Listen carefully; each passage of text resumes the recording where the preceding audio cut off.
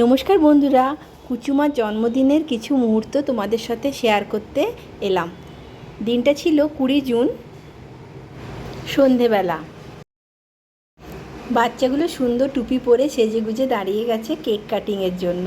তো কুচুমাও একটা ছুরি নিয়ে ওয়েট করছে তার কেকটা কাটবে বলে। আর ওর কেকটা ছিল প্রিন্সেস কেক, মানে ওর প্রচণ্ড ফেভারিট ছিল।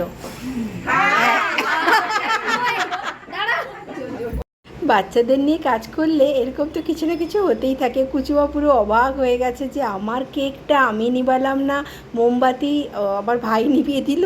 আর জোজো তো প্রচণ্ড দুষ্টু, সে যেহেতু দেখেছে মোমবাতি জ্বলছে সে ওয়ে নিভিয়ে দিয়েছে।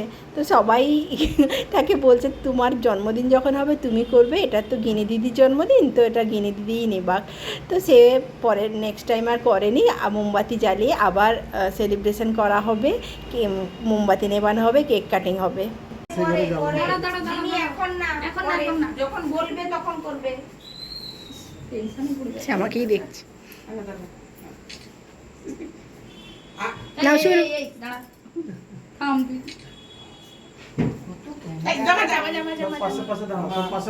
সব কাছাকাছি দাও। হ্যাপি বার্থডে বলো সবাই। Happy birthday to you, happy birthday to you.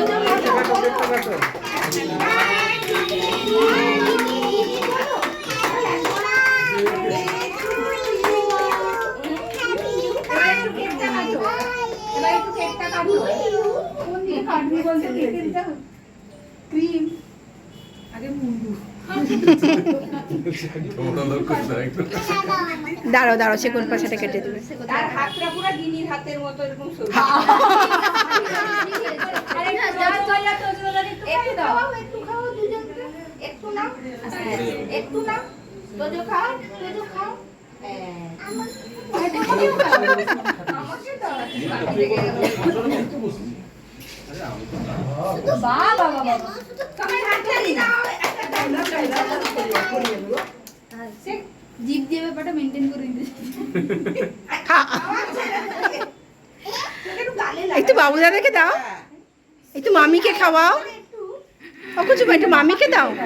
দিদিমাকে সবাইকে একটু একটু করে খাইয়ে দাও, একটু ফ্যান চালিয়ে দিতে পারে। না না না না, ইয়ে হয়ে যাবে। দাও বাবু দাদাকে দাও। আরে আয়, একটু সরে আয় বাবু, সেও ভয় পাচ্ছে। এসো এবার দাদুকে খাওয়াও, গিনি দাদুকে খাইয়ে দাও। দাদু আমার কাছে কি বসো একটু, দাদুকে তার